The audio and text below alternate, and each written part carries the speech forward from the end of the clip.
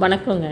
School lunch பாக்ஸுக்கு தினமும் ஒரே மாதிரி லெமன் சாதம், தக்காளி சாதம், புளி சாதம்னு கொடுக்கறதுக்கு பதிலாக இந்த மாதிரி ஒரு சாதம் கிளறி கொடுங்க.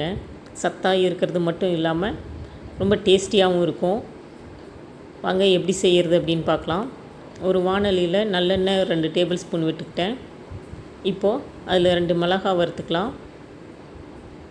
ஒரு 4 பூண்டு பல் போட்டுக்கலாம். 2 வதங்கட்டும். இப்போது கைப்பிடி அளவுக்கு கருவேப்பிலை நல்லா அலசி எடுத்து வச்சுருக்கிறேன், அதையும் சேர்த்துக்கலாம்.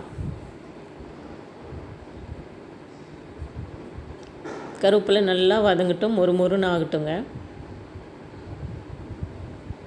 அதோடவே கொஞ்சமாக புளி சேர்த்துக்கலாம். நீங்கள் புளி போடலைன்னா லெமன் போட்டுக்கோங்க.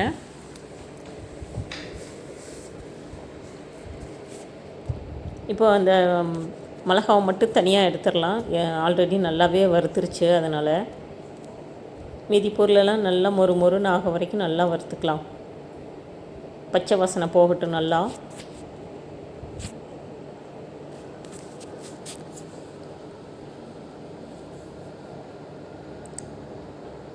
இப்போ பார்த்திங்கன்னா நல்லா வறுபட்டுருச்சு. அதே வாணலியில் நல்லா பரப்பி விட்டுறலாம். அடுப்பை ஆஃப் பண்ணிடலாம். நல்லா ஆறட்டும். இப்போ ஒரு மிக்ஸி ஜார் எடுத்துகிட்டு நம்ம வறுத்து வச்சுருக்கிற கருவேப்பிலை, பூண்டு, வரமிளகாய் எல்லாத்தையும் சேர்த்துக்கலாம். இப்போ அதுக்கு தேவையான அளவு உப்பு சேர்த்துக்கலாம். நல்லா தண்ணி ஊற்றாமல் அரைச்சிக்கணுங்க. இப்போது ஒரு வாணலியில் எண்ணெய் ஊற்றிக்கலாம். நல்லெண்ணெய் தான் ஊற்றணும். கடுகு, உளுத்தம்பருப்பு, கடலைப்பருப்பு சேர்த்து நல்லா வறுத்துக்கலாம்.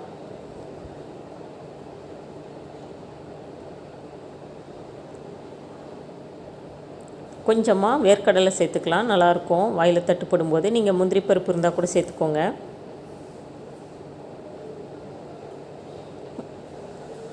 கொஞ்சம் பெருங்காயம் சேர்த்துக்கலாம். இப்போ நம்ம ஆற வச்சு எடுத்து வச்சுருக்கிற ஒயிட் ரைஸை சேர்த்து இப்போ நம்ம அரைச்சி வச்சுருக்கிற கருவேப்பிலை மிக்சரையும் சேர்த்துக்கலாம். நைஸாக அரைக்க வேண்டாம், நல்லா குறகுறப்பாக இருந்தாவே போதும். இப்போ எல்லாத்தையும் ஒன்றா சேர்த்து மிக்ஸ் பண்ணலாம். உப்பு நம்ம ஆல்ரெடி போட்டிருக்கிறோம். தேவைன்னா மட்டும் கடைசியாக லைட்டாக போட்டுக்கோங்க. அவ்வளோதாங்க, சூப்பரான கருவேப்பிலை சாதம் ரெடி ஆகிடுச்சு. இது ரொம்பவே டேஸ்டியாக இருக்குங்க. நம்ம கருவேப்பிலை தனியாக போட்டோம்னா எடுத்து வீசிடுவோம். இப்படி போடும்போது தூக்கி போட சான்ஸே இல்லை. இதுக்கு சைட் டிஷ்ஷாக நீங்கள் ஒரு உருளைக்கிழங்கு வறுத்து வச்சிட்டிங்கன்னா போதும். சும்மாவே அப்படியே கூட சாப்பிட்டுக்கலாம். அவ்வளோதாங்க, கருவேப்பிலை சாதம் ரெடி ஆகிடுச்சு. இந்த வீடியோ பிடிச்சிருந்ததுன்னா லைக் பண்ணுங்கள், ஷேர் பண்ணுங்கள், சப்ஸ்கிரைப் பண்ணுங்கள்.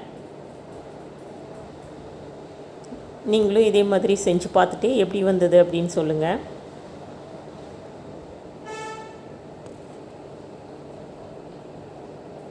அவ்வளோதான், கருவேப்பிலை சாதம் தயார். தேங்க்யூ.